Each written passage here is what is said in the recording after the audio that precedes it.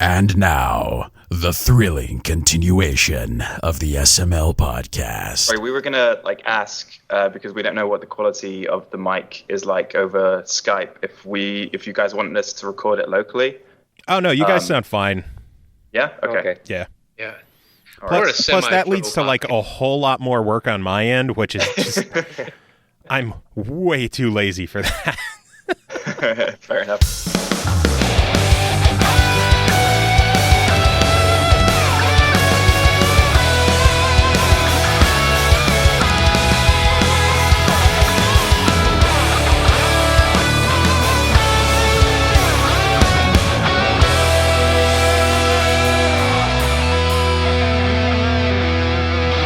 What's up, everyone? This is Joe.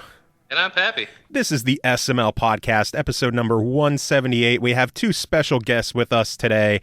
Would you fellas like to introduce yourselves so I don't butcher your names? I am Kiefen. And I'm Arran. And we are two members of Monothetic working on Beacon.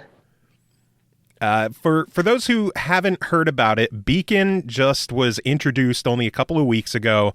You had a post pop up on the Xbox Wire, and people have kind of been losing their shit over this game. I don't know if I'd go that far.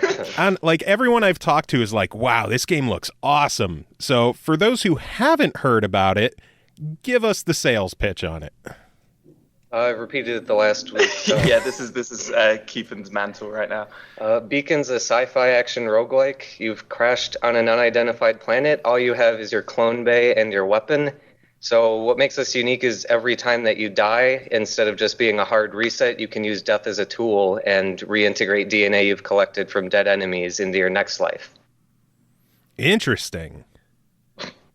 Very, very interesting. And we're done. All right. Good job. So that was a good chat about the game. What have you guys had for dinner tonight? Mince. You really are working at a game company. Where did we go for lunch?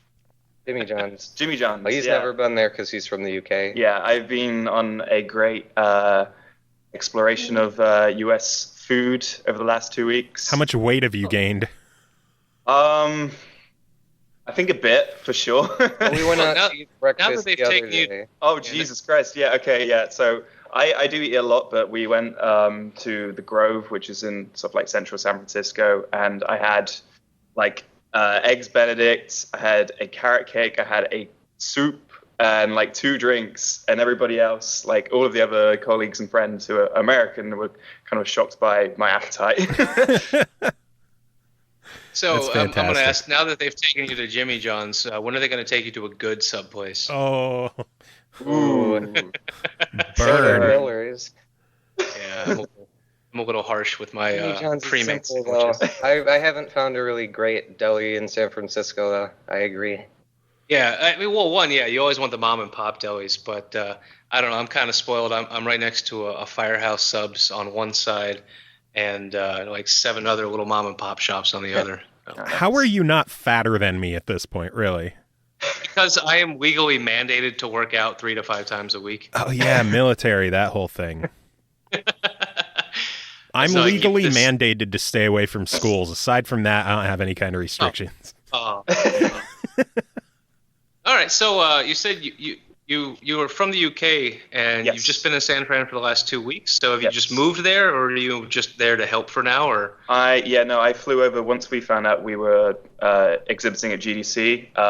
I kind of scrambled to get all my visa stuff sorted so I could actually. I've never been to GDC before, so this is a great opportunity to fly over, meet some of the team. I've met a few of them before in person, but it was the remaining members, and just have my first GDC, have fun, look around the city for the first time, basically. That's fantastic. Yeah, I know a lot of people who live in San Francisco and go to GDC, and I've been wanting to get there, but I don't have the ins for an actual ticket. Yeah, one day our show's going to be important enough to get us there.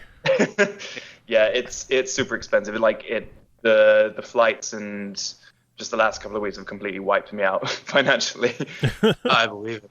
Well, we joke about moving to San Francisco at work all the time because If for some reason the military puts you there as like a recruiter or something, it's $3,200 a month for housing. Jesus. God and that's damn. enough for what, like a 1-bedroom? Yeah, about. A studio. You get a studio apartment. You could get a studio for maybe a little bit under 2,000, maybe. Yeah, but if you want to rent a house, you're going in with 2 other Oh, yeah. guys. Oh god, yeah. Meanwhile, in Sayersville, Pennsylvania, we're paying like $650 for a 2-bedroom. Wow. It's so much nicer out here. That massive living room, plenty of room for my 5 stupid cats.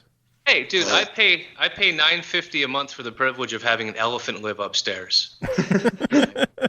Well, now that they're out of the circus, they need somewhere, so don't be racist about it.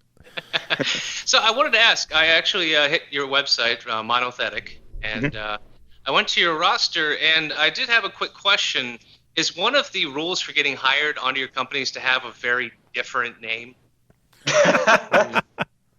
So I see 3, like a Joe, a Jonathan, and a Michael, and after that, it's Just random letters thrown together. I mean, I'm We're not a even gonna very try her name. international company. I also have a weird name, though. I'm just a normal white person, though. I just have a weird name. Yeah, Yeah, and okay. I I was gonna can't say, argue that. my name, like Arran, is a very normal name, but I have just a weird spelling of the name Arran. Yeah. I mean, I can't. I can.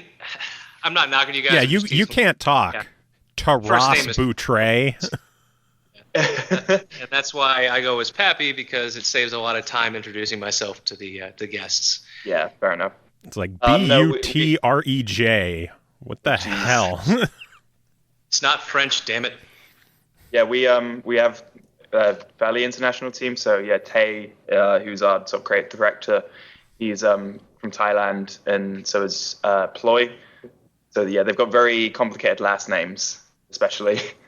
Yeah, I know when I first contacted you guys about coming on the show, and I heard back from Kiefen, I asked like what time zone you guys are in, if we could work with that, and he's like, "Oh, I'm in California." I'm like, "Well, fuck, I wouldn't have figured that with a name like Kiefen."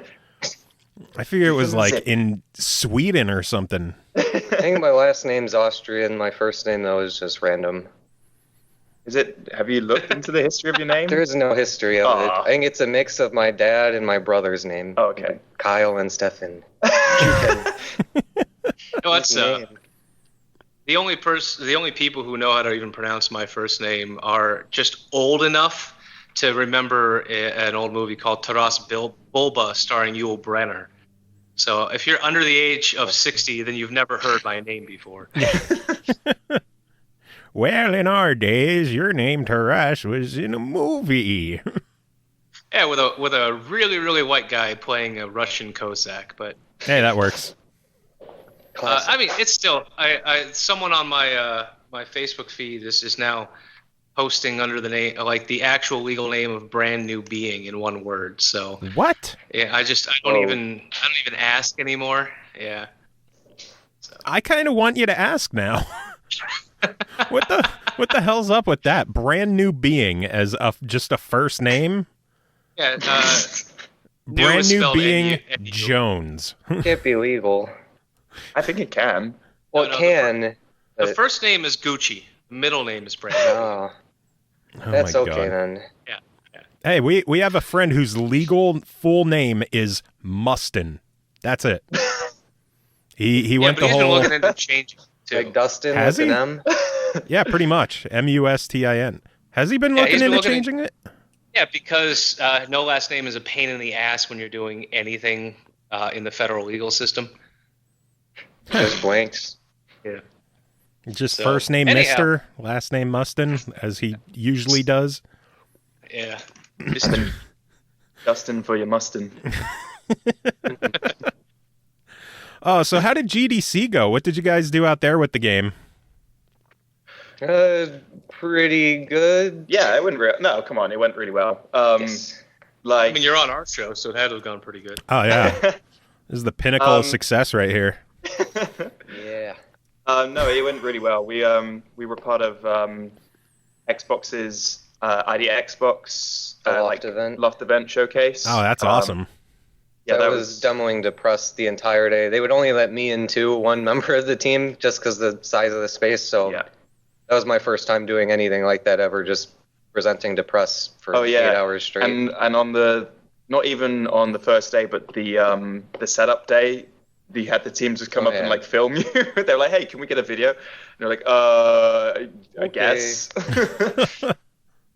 How's it been working with Xbox so far? Yeah, pretty good. Yeah, they've been really supportive of us so far. They just contacted us out of the blue like 4 or 5 months ago. That's great. Yeah, they we don't know how they saw the game, but they obviously saw it somewhere. And they were like, hey, would you consider bringing it to Xbox? And we're like, yeah, sure. Like, we're definitely game for that. And then they sent us some dev kits, and sort of towards the very end of the year, they also mentioned like, oh, we'd like some games at GDC for like an event we're doing. Would you guys be interested? So went for like a whole process of like doing a video and a demo for them. And yeah, we were successful. So last Tuesday was super awesome. We were demoing alongside games like Superhot and Below and Subnautica. Yeah. Turing Test. Yeah, it was a pretty big event. Bill Spencer played the game. Oh yeah, I kind of insulted him as well when he walked up. Do tell. Yes, you're gonna have to mention this now. I'm one of the few team members who doesn't really follow E3 and anything super closely. So I know who Phil Spencer is, but I didn't know him on site. So he walked up, and I knew he was going to be there during the day playing, but I didn't know it was him when he walked up. So he came up, and I was already playing the game, and I was in the treasure area, which is the most difficult section of the demo right now. And he said, hey, can I give it a try? I said, sure, just let me restart it. I'm in the difficult area. And he said, oh, is that supposed to mean something? And I just said, yeah, it means I'm better than you at it. And he just moved past it and started playing, and it went pretty smoothly then. But I kind of realized while I was playing, oh, this is probably Phil Spencer, because they kind of get the vibe he's kind of someone higher up. Did he laugh it off, or did he make a comment about it? I think he kind of laughed it off. I don't remember clearly. He wasn't upset though or anything. He enjoyed the game and had some good feedback for us too. Yeah, he doesn't seem like the kind of guy who'd go back to his team after the show and be like, oh pull yeah, their those guys dev kits. Fuck these guys. Yeah, fuck those guys. It's a great anecdote if we bump into them again though. I told you sucked at our game. Remember? Called you a scrub. How you doing? Actually, I have a question. Since you guys spent so much time presenting at GDC, recent podcast, Joe and I were talking about our time at a convention called MagFest that also has an indie area. Oh, yeah. And by we I mean Joe, spent a lot of time there talking to the devs, playing the games and stuff. And we did notice that a lot of devs seem to be very unprepared with human interaction. Yeah. So do you guys have any recommendations for that for people who might be listening and want to actually present their games? And have to talk to human beings? Well, I'm not personally that great at casual conversation with strangers, but what really helps me is just having very clear talking points on the game itself. Yeah, having concise things to bring up and mention. Yeah, knowing your game inside out, I think helps a lot. If you're going to be demoing your game, you need to know what to say, when to say it. You can't be repeating yourself constantly, stumbling over when you're trying to describe a mechanic or something. Yeah, I know some of the people I dealt with at MagFest, their game was really, really interesting, and I would stand there watching either someone play it or it was on demo mode or something, and I would stand there waiting for them to be like, hey, have a seat. Are you interested in the game? Does it look cool? And they would just stare. Yeah. And be like, you're trying to sell your game to me and get me interested. You need to have an opening to bring them in or something. I think it's maybe, I don't know if for some people they're just, very nervous or awkward with, talking to normal people. I think it's something that you can at least practice at the more you demo your game. I do remember the first time, when we demoed last year at EGX, because that was a brand new experience of showing the game to the public. Yeah. You don't know how, also every individual is different. some people just aren't interested if you try and talk to them and like, mention how the game works and stuff like that. But it's something that you learn over time and get better at, and just you find yourself being more casual with. Like, there were loads of people behind, say, Kiefen when he was demoing the game to one person. I'd chat to them to say, oh, hey, here's the game. Here's our card. This is what it's about. You want to make them feel included, even if they just walk up and are looking at it. You don't want to just sit there and stare and hope they play it. Yeah, I figure like a good opening line is like, "Hi, what's up?" Want to give it a try? Like, that's all it takes. If they seem interested, then give them the quick elevator pitch and go from there. Yeah, or like, oh, you're interested in the game. Do you want to know more about it? Like, it's not that difficult to, get people engaged, because I think also with our game, we're quite lucky that it looks interesting from like as a spectator. So it automatically engages people. So it's quite easy for us to then, reel them in with the pitch and stuff like that. Yeah. I mean, even at MagFest, I had the one guy, I forget what the game was because it was longer than like 2 days ago, so I automatically forget everything. And every time I would try striking up conversation, because obviously it's on a PC because that's how everything is demoed these days. And my lead question when I'm playing stuff is, are there console plans for this? Because we're a console heavy show, Xbox in particular, clearly. And I like to find out right away if this is something I'm eventually either going to be buying or looking into buying down the line. Yeah. And first thing is like, are there any console plans for this? And they just kind of like shrugged and mumbled. And from then on, everything I asked was just like a basic yes or no.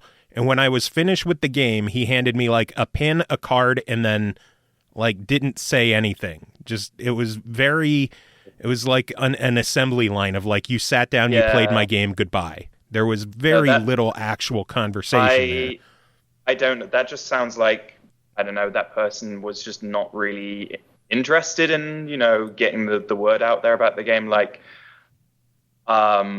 I try, anytime we've put out media, like especially with the trailer, I would, go to every single website and reply to comments and, give people feedback on any like queries they had or questions, because, I don't know, I care about the game, I guess. I think when that's you so show weird that you care about your game. But like, it could also just be anxiety, though. Yeah, no, I mean, in that case, you might want to have someone else demo it, or you need to push past it. Yeah, that's for the game. I think that's just very, ingrained in the games industry. Is a lot of introverted people that don't have normal, casual interaction with strangers, especially. I don't know. I don't really suffer from that because in my day job, I'm a bartender, so I need to talk to people every single day. So and I'm with you. I know people like to get into their passion and they want to do it, but with something that requires sales for success, like game development, you either need to, like you said, push past your anxiety or get with somebody who can help you out. And maybe, to hop up front. I'm the same way. I've always been a fan of talking to people face to face and just random shit. You can't get me to post online to save my life, other than random tweets. But you get me face to face, I won't shut up. Yeah, he's really good at talking to people, which is why he left me to talk to everyone at MagFest while he was off doing other shit. Talking to other people. Yeah. I was off talking. That one was me catching up with our friends, and you were actually like, "Oh, hey, I'm going to do what we came here to do." It's like, okay, I'm going to be like headstrong and proactive this year. I don't know why, but just something got into me. Yeah, you're right. I cared for a weekend. If you can talk to people, and this is honestly in any engineering type profession, my job in the military is very similar. We repair and calibrate equipment. So if you can talk to people and actually communicate, you can go a lot farther than your peers. Because you have that basic social skill. Yeah, and it leaves a better impression. If you show that you're enthusiastic about some aspect of the game in any way, that comes across a lot stronger than if you, like you're saying, you're mumbling and you just hand out a card like it's nothing. Like you need to show that you really care. Yeah, that might have been that kid's pride and joy, but his anxiety got the better of him, and he didn't have to get around it.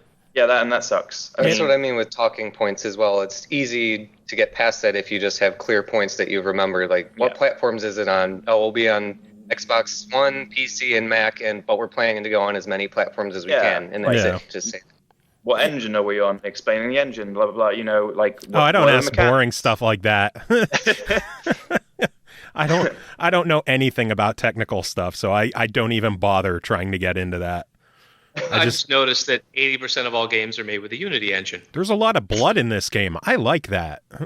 Yes. How do you make it splatter so much? Well, there's this graphics engine. No. Just say things happen. Yeah, like even goofy stuff.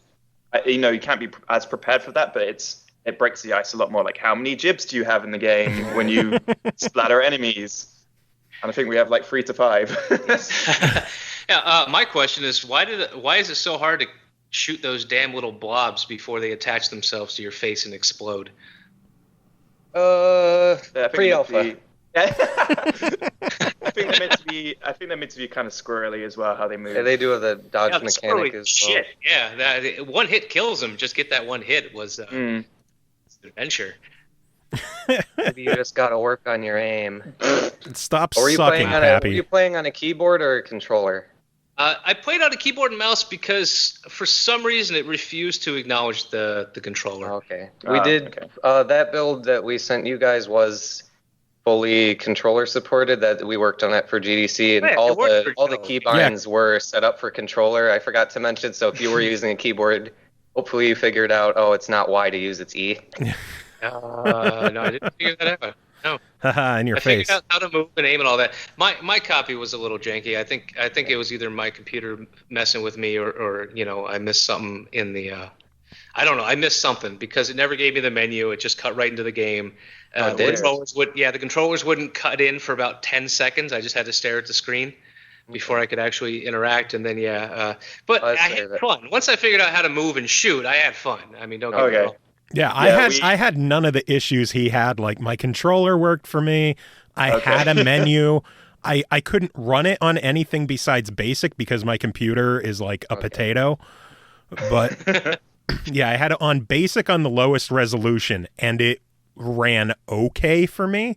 So I'm performance scared. Is an issue right now. Yeah, we've not really done any outside play testing. It's a very early pre-alpha build. And optimization work. Yeah, we've not even started on anything. Yeah, yet, I didn't get upset at all because Joe told me, hey, this is a build. Yeah, this is like GDC super preview. Like, this is still a game.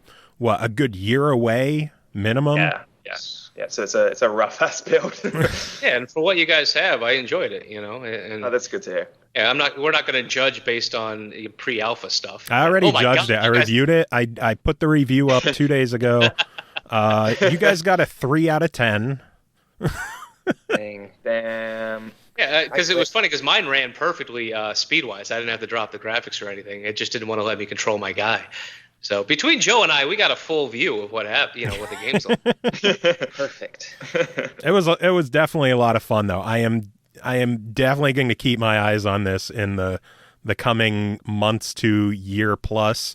Like, what kind of release window are you guys looking at with this? Early 2017 right now. It depends if we can get any publisher support.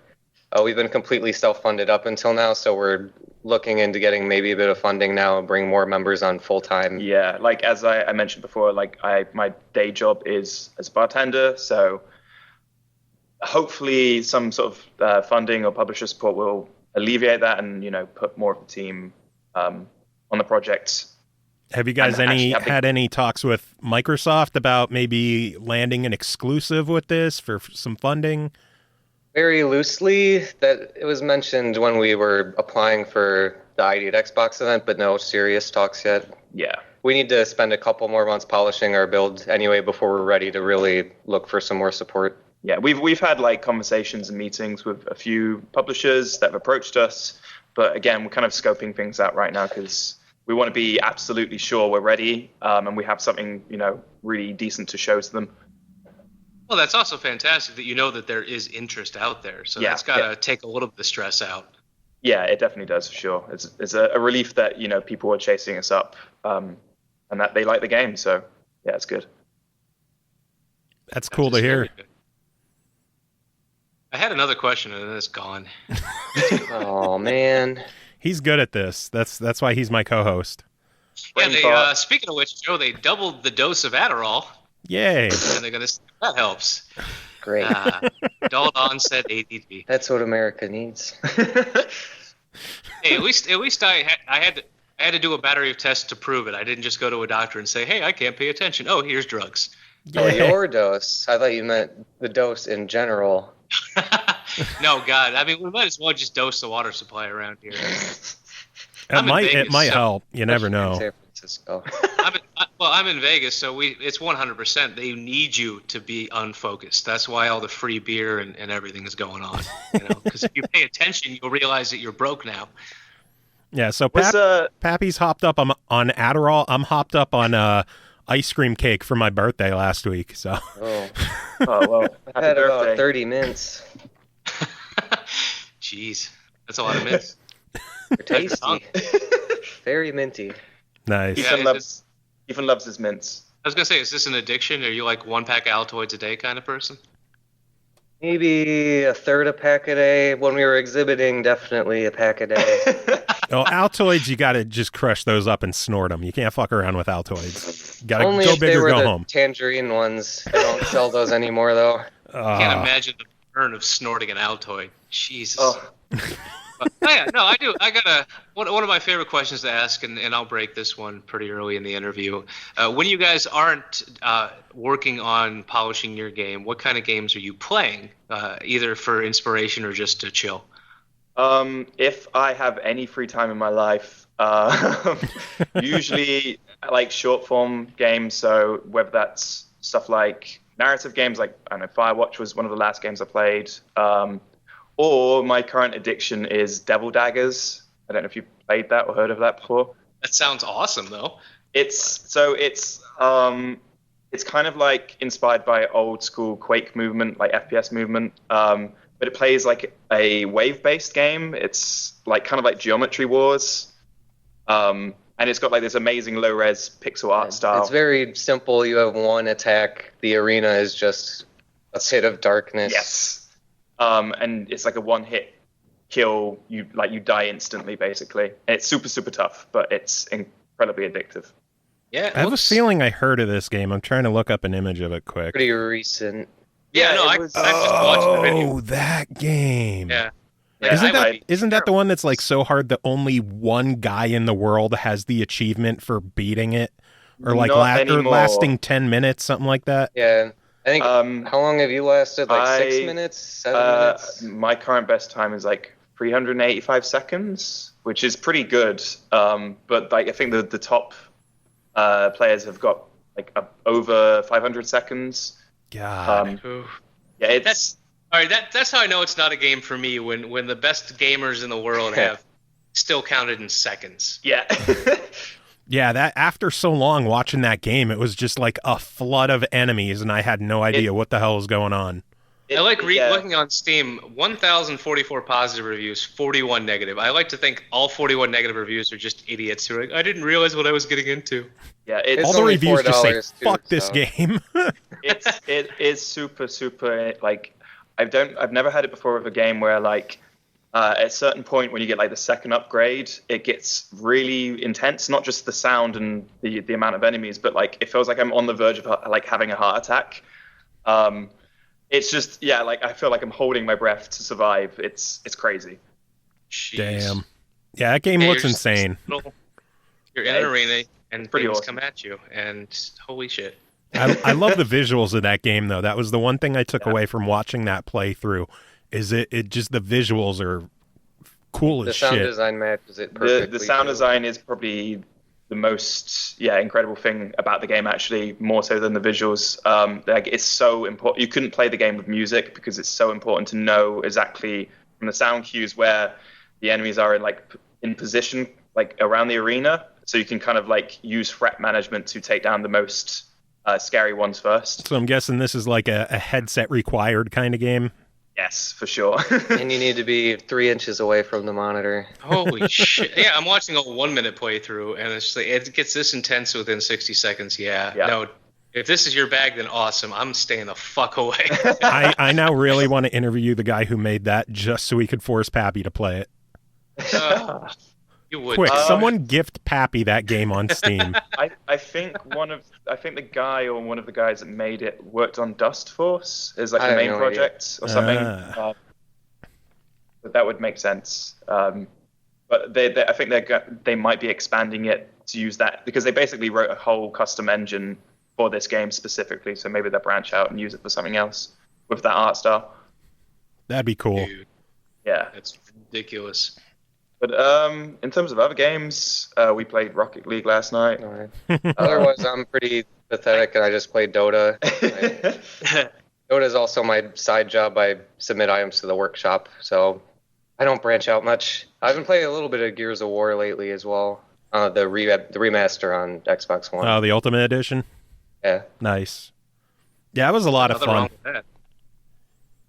Yeah, I need to do more video games with friends. I just need to finish school so I have time. Haha, you have school. That's my biggest problem right now is the thing that you find out when you work on games is you have no time to play games. So I can't play any sort of large AAA games because there's just literally no time to play like a 50-hour campaign. I'll play like 5 hours over the course of 2 days and then forget about the game.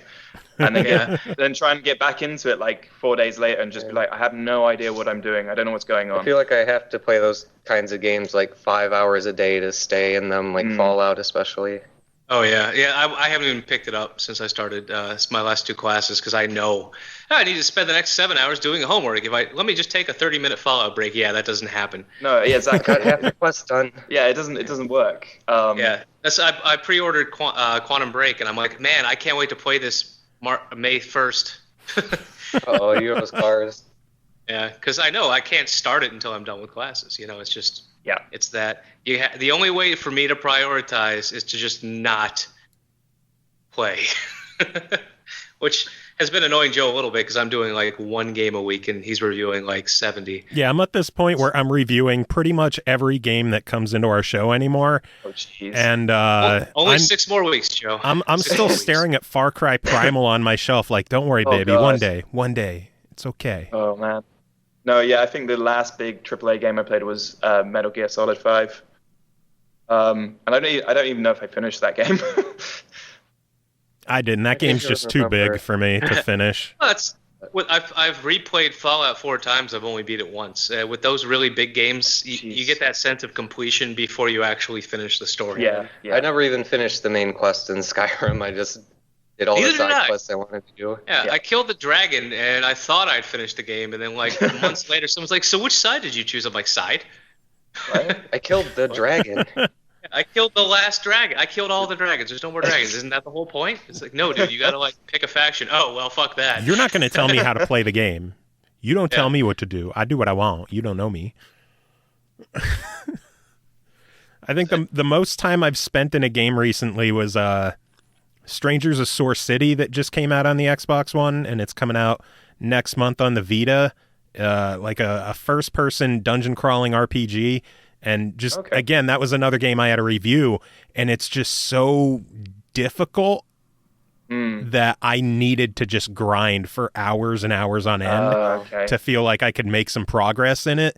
And I still feel like I could spend days playing that game still, but... Joe gives me the games that I can get a well-formulated opinion within 60 minutes. Yeah. Take this Steam game. You can beat it in 2 hours. 45 minutes later, I've played enough of it. You beat Firewatch? I got the pre-release copy, and it ran terrible, and they admitted that they had some issues getting the game to run on all PCs. So they've patched it, but I haven't gotten back to it because I started class. So okay.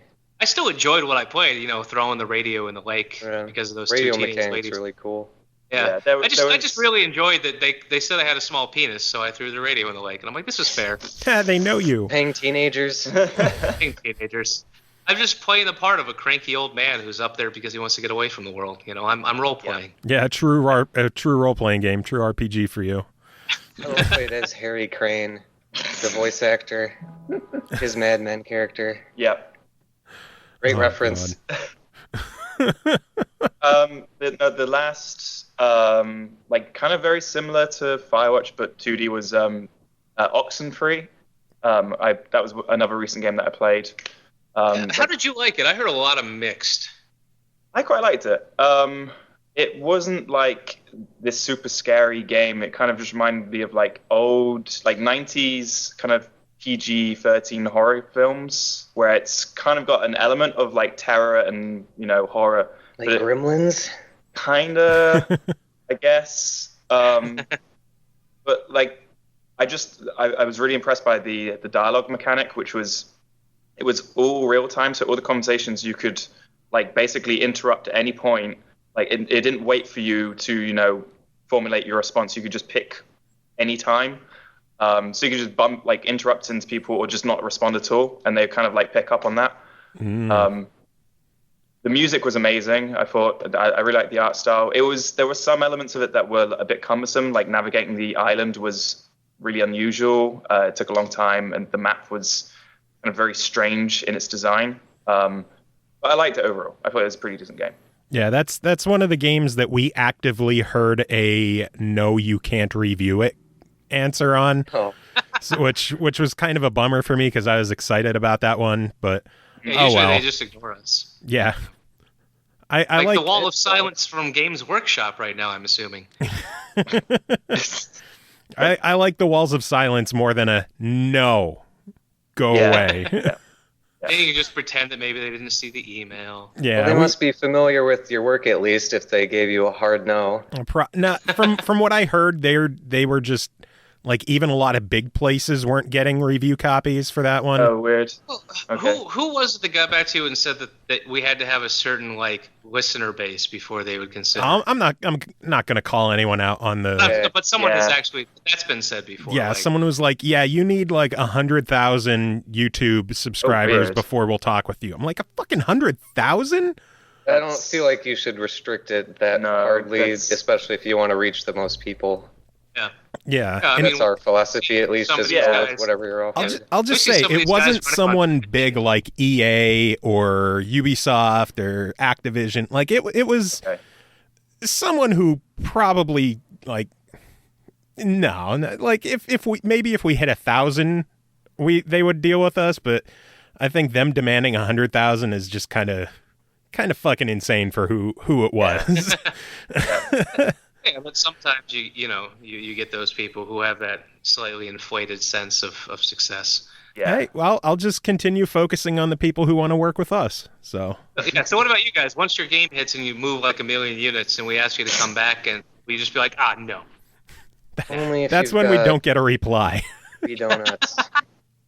Yeah, free donuts maybe. Free Jimmy John's. Yeah, that would work. I don't care enough about Jimmy John's to request that. Hey, Joe, they're in San Francisco. We know a foodie in San Francisco. I'll just hit him up. Hey, what's the best dessert to send to these guys this privately? Oh, shit. Yeah. I wonder if you guys know him at all. Dale North? I don't know anyone. I don't leave my apartment.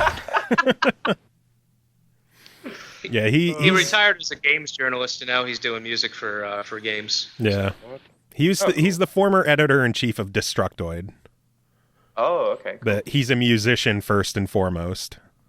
Yeah, Nice. And if you follow his Twitter, it's nothing but food and corgis. Yeah. That sounds like a Twitter that I'd like to follow. I think he's the guy who got the whole corgi craze started. Oh, really? I know he is. Saying that, I was around San Francisco spotting a lot of corgis and getting really excited. Yeah, there's one in our building, too. Yeah. Maybe it's him. Walk. Possible. He used to well, semi-joke, semi-brag, I think, that when he was still working for Destructoid, companies would actually send him corgi-themed gear of their game to try and encourage him to review it. Yeah. Wow. Yeah. What is a corgi-themed gear? Is it for corgis? They would like draw one of their characters as a corgi, or Yeah, not quite that far. Like, oh, here's a corgi jacket. Oh god, that'd be funny. He probably Hand knitted you clothes. a sweater for your corgi with our character on the back. I think that would have worked, actually. He would have just been impressed. That would be hilarious, actually. Yeah, actually, I did have another question concerning your game. How many corgis are in it? Appropriate. Yeah, how many? The big question, because you talked about, you kind of have to die to assume the DNA of what you've killed. Yes. Oh, that is the main feature of a roguelike is permanent death. So that's kind of our twist on it, is we're trying to turn it into a tool instead of just a reset. Yeah, that was. Oh, you answered my question. There we go. Was that it? Why did you guys decide? Out of all the different ways you could do that, instead of unlocking skills or this and that a lot of roguelikes do, or just like the next generation, you went straight with like a DNA absorption. So it kind of came the very base of the game. We knew we wanted to do a roguelike game, and just as a studio, we're all pretty predisposed towards science fiction. Yeah. Almost every project we've worked on has had a strong base in science fiction themes, whether it's more modern or classic. And we were trying to think of ways to kind of put a twist on it. And we started thinking about death as a mechanic in roguelikes. And from there, our writer suggested the idea of cloning. It fits very tightly with science fiction. It was something interesting we could base mechanics off of in a roguelike. And we just kind of went from there, came up with pieces of DNA you'd integrate into your character. What if they mutate? So then we started putting in mutations. It just fits well into the base template of what roguelikes are. And it just adds, a sense of progression over the course of the game and like multiple runs. So it wasn't like this eureka moment. It was kind of just back and forth discussion of like, oh, this makes the most sense, basically. That's actually really cool. And it's funny because I jumped into your game knowing nothing about it. So I was trying my damnedest to survive. And I'm like, well, shit. You dumb I could have just bastard. died. Been better. Accept your fate, Pappy. Just accept your fate. I was straight like hiding behind like fucking rocks and shit, sniping. That first map is the easiest also. Yeah. Jesus, okay. But no, like also tying into the whole cloning aspect is we do have like a narrative running through the game, which is kind of totally optional. You can find what we call mementos, like scattered around the world, which kind of give insight into the world itself, like some of the items. You might chance upon a dead clone, like a deceased clone variant of yourself. And the more that your character clones and mutates over time, also affects your memory and like your perception of objects. So you could find, say, your dad's baseball cap that has crashed, as part of the ship destruction, and the first memory she has is like a very personal recollection. Whereas like 3 mutations down the line, she basically doesn't even know what this object is. She's like, oh, how has this got on this alien planet? Oh, okay. So you get further removed from your origin. Yeah. That's actually pretty neat. Also, will eventually, hopefully, mutate towards the DNA you've integrated. So there's very specific factions in the game. Solus are the bugs. Prism are the droids. So if you integrate a bunch of the bug DNA, you'll start to get bug mutations. You might start thinking like you are a bug. Now, could that lead to something where, like, the bugs won't attack you because they feel you're one of them? We do have stuff we like are that. thinking of doing some stuff like that. There's nothing in the current build. No, we have the prison droids. Basically, it will get to the point where like some of the turrets won't attack you, or some of their laser traps. triggers might not be affected when you go through them eventually if you're fully mutated with a bunch of droid parts.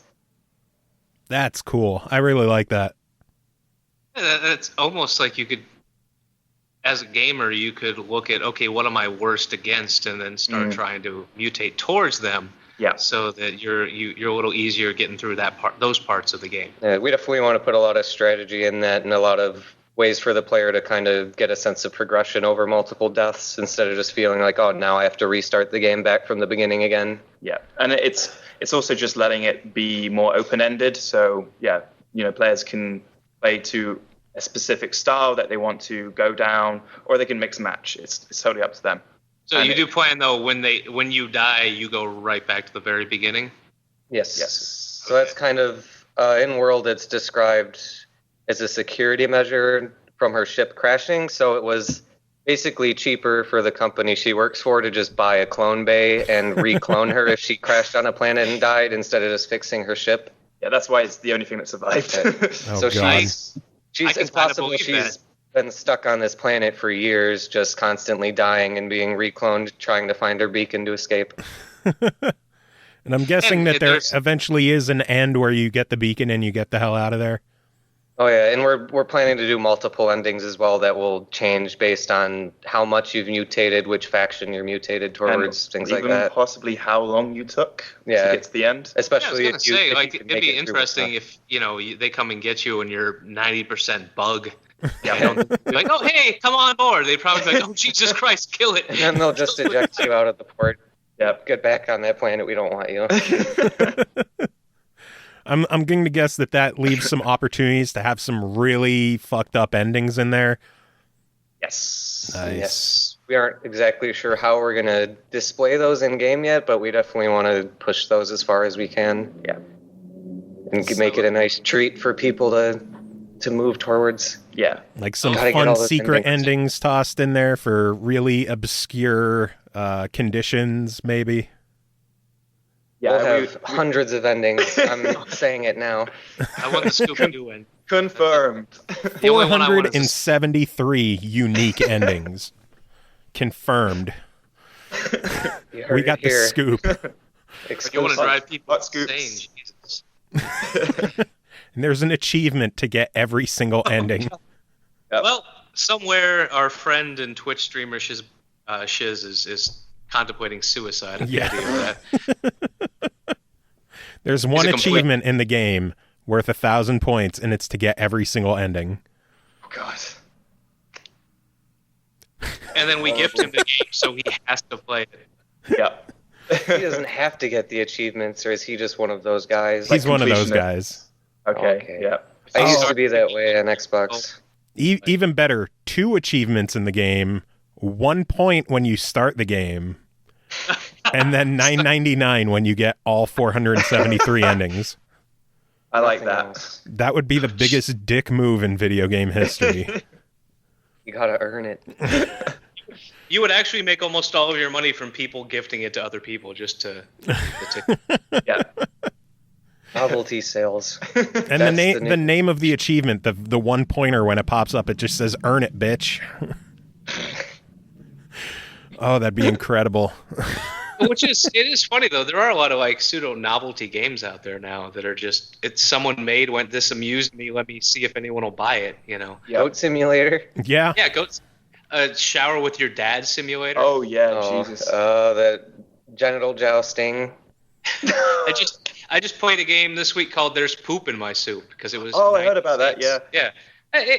You play the whole game in 20 minutes and you're done forever. And you're like, yeah, I just spent 20 minutes spitting poop on random passerby. Like, Fuck. you're a little kid with an ass for a face, and you shoot out turds. And the game's goals are like, hit one bicyclist, get it into this guy's soup, or hit 10 people in a row, and it's just. And eventually you unlock like diarrhea and soup and poop fireworks and stuff. It's Pappy, That's your not new bad, mission is to get that guy on our show. it's a novelty game though. That's all it is. You know, someone went, "This is funny, and let me sell it." You know, and it's actually in Steam's like top 20 right now. Wow. That's incredible. Video games have come so I far. gotta look for this now. Well, I sorted most popular by most recent release. Is how I found it, and it was 89 cents. So. Oh God, even better.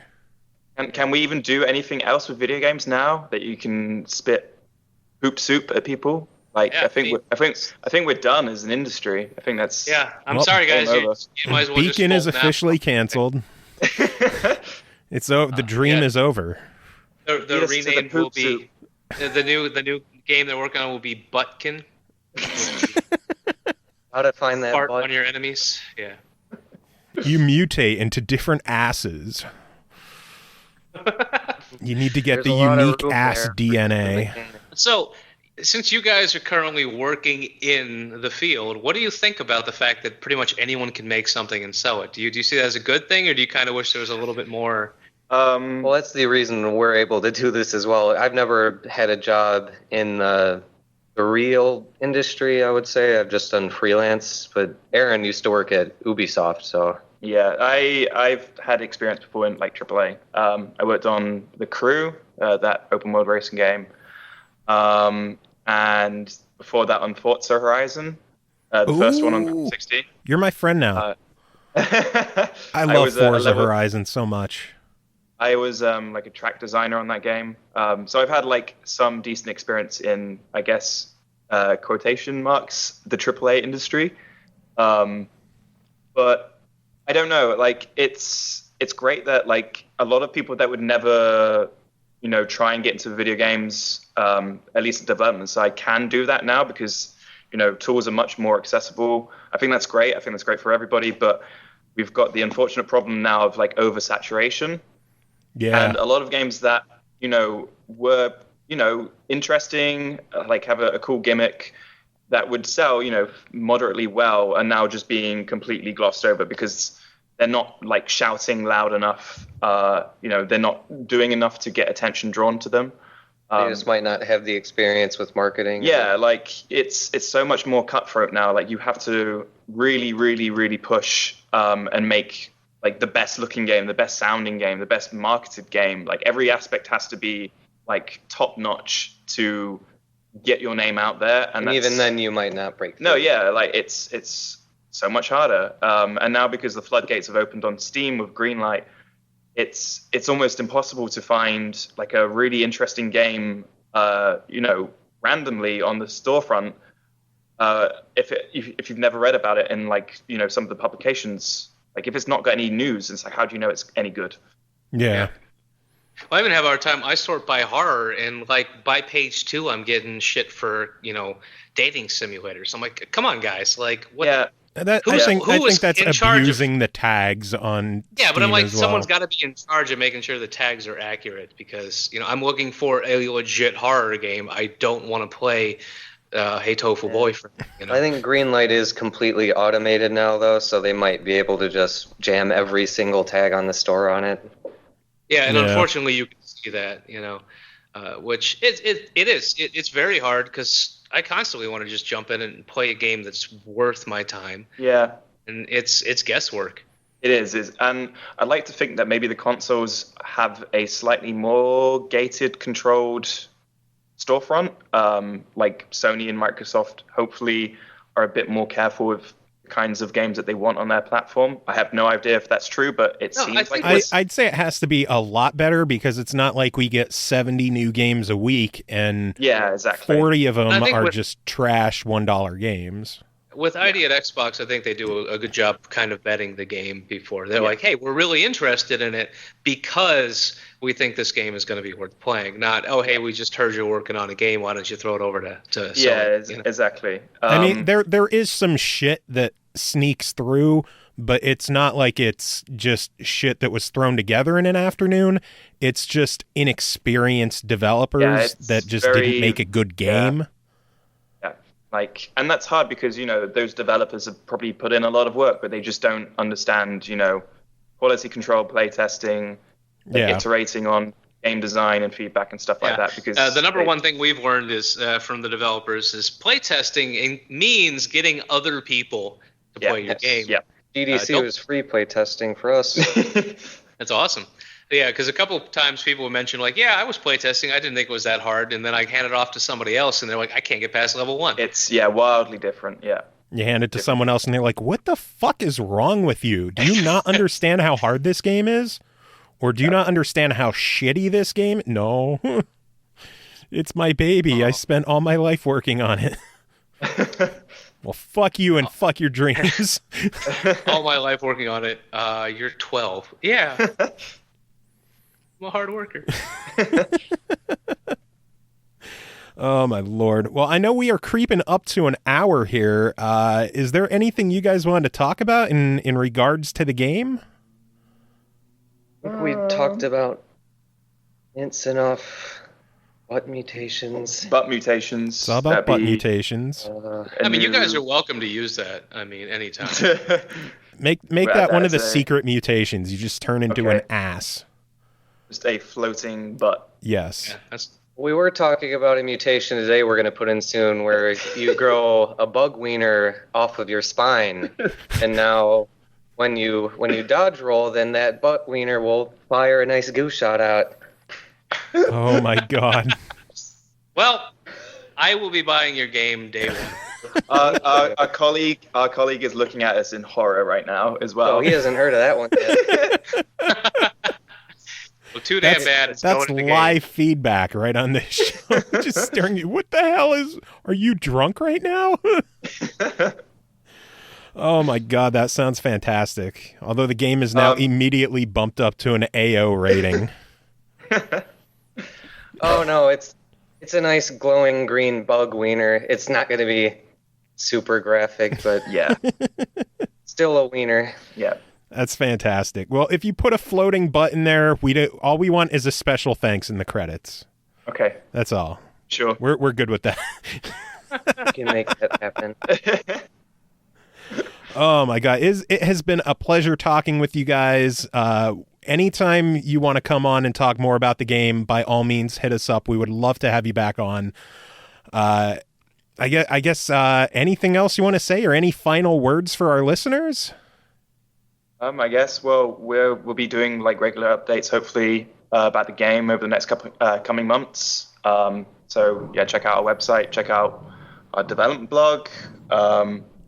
Give us some links. Spit out some links right now. Give us where can we find you? Monothetic.com, devblog.monothetic.com, @Monothetic on Twitter, Facebook /Monothetic. Anything Monothetic. If you just type in Monothetic game. Hopefully it would be the first result on Google now.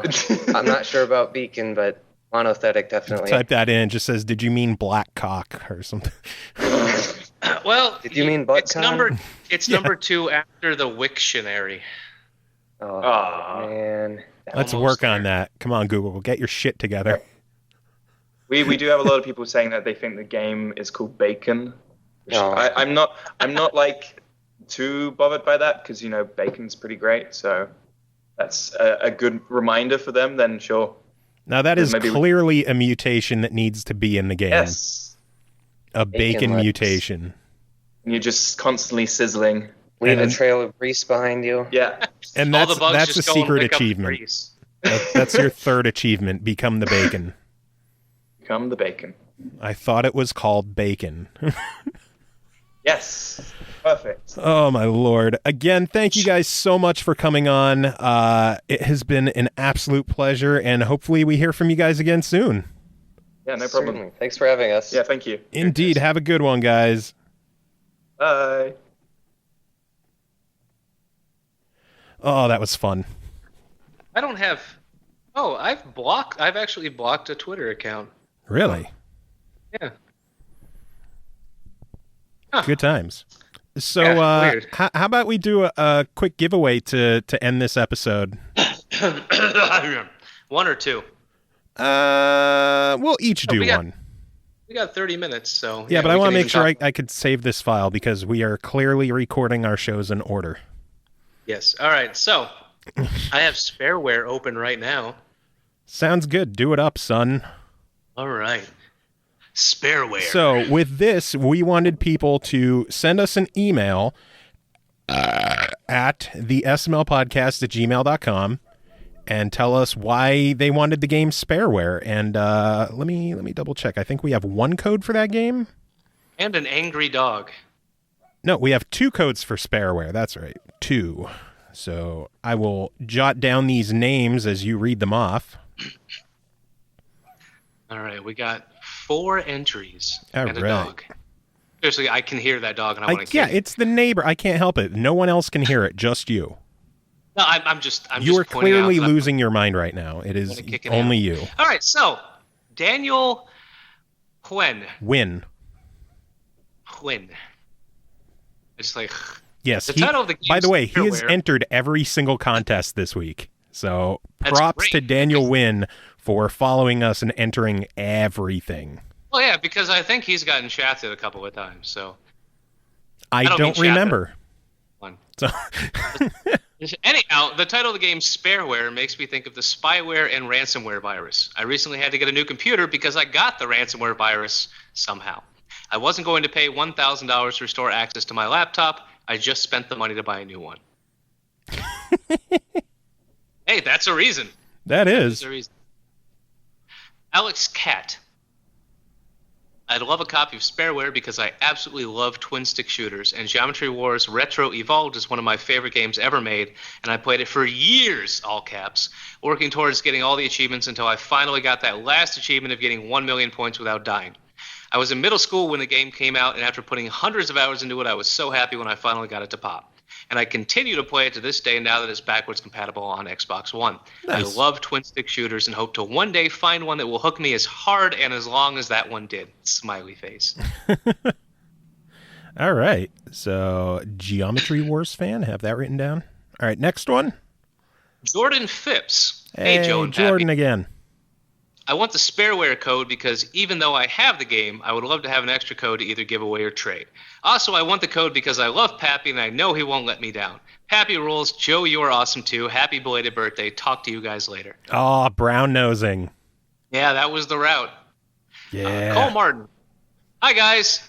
Joe says I can just email with why I want Spareware and it might count, so my reasoning for wanting it is because it has local co-op, and I feel like I'd have better luck convincing my husband to play it with me since there's robots and not space bunnies. He won't play Lovers in a Dangerous Space-Time with me. Sad face. Aw. All right. So this is a tough one. So we honestly. could pick two winners out of this. Jordan, I think, sorry, dude, we appreciate the brown nosing, but you have it. So Yeah, that's the only, because I'm like, I do appreciate the brown nosing. I really do. But so it comes down to someone who got spyware, a Geometry Wars fan, and someone who likes local co-op and wants to play a game with their husband. I want to say, as someone who just celebrated my 8th wedding anniversary, I can understand the need to want to play a game with someone you love. So I think Cole should get a copy. I also think that the husband is kind of a dick that he doesn't want to play a game just because there's bunnies in it. Some people just aren't on, into man. it. Come on, man. It doesn't make you less of a man just because there's bunnies. But, yeah, now you're going to play some Spareware. All right, now this is a tough one. Yeah, Alex loves the shit out of twin sticks. And Daniel, dude, Win. had to buy a new laptop. Part of me, just because I know how many more contests Daniel has entered, I think we should give this one to Alex. Because Daniel still has 4 more chances to win codes from us. All right. So, But I'm going to remember that for when we read off more contests. sounds good. That's fair. But Alex and Cole, you are the 2 winners for Spareware. Thank you so much for your entries. The next one we are going to give away is 101 Ways to Die. We only have 1 code here, so we're going to have to pick one lucky winner here. How many entries? I don't know yet because I just opened the email now. 1, 2, 3, 4, 5, 6. Jesus. So, yes, that's right. Yes, Help me out. Potato. That is the proper reply to that. So, first one is from Jordan Phipps. Once again, he says, "Hi, Joe and Pappy. I would love to win 101 Ways to Die because I just recently had the game slip through my fingers.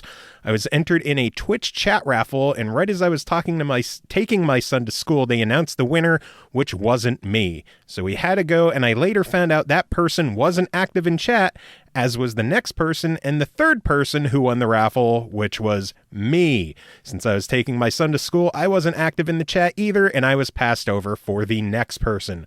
Hopefully it was all meant to be and I could win the game some other way. Thanks, guys." So that'll teach you to have kids. Yeah, that'll learn you.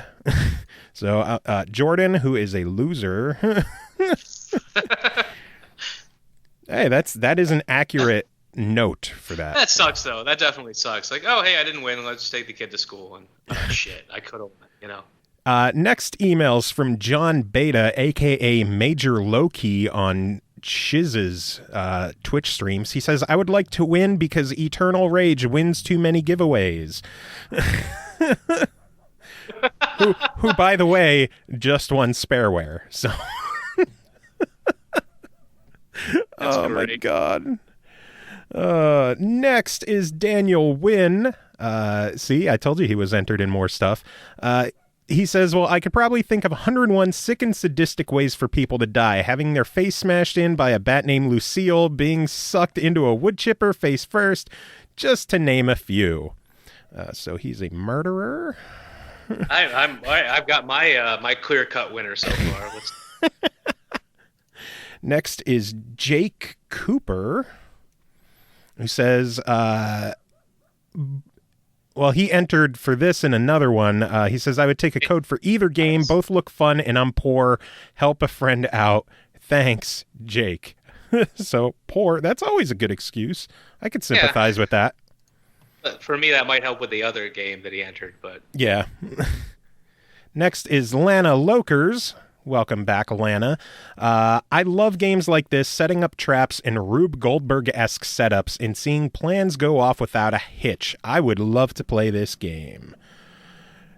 Awesome name drop of Rube Goldberg, because that's basically what the game is. And then Laura Tran says, I want to win 101 Ways to Die because I'm looking forward to dying in so many different ways.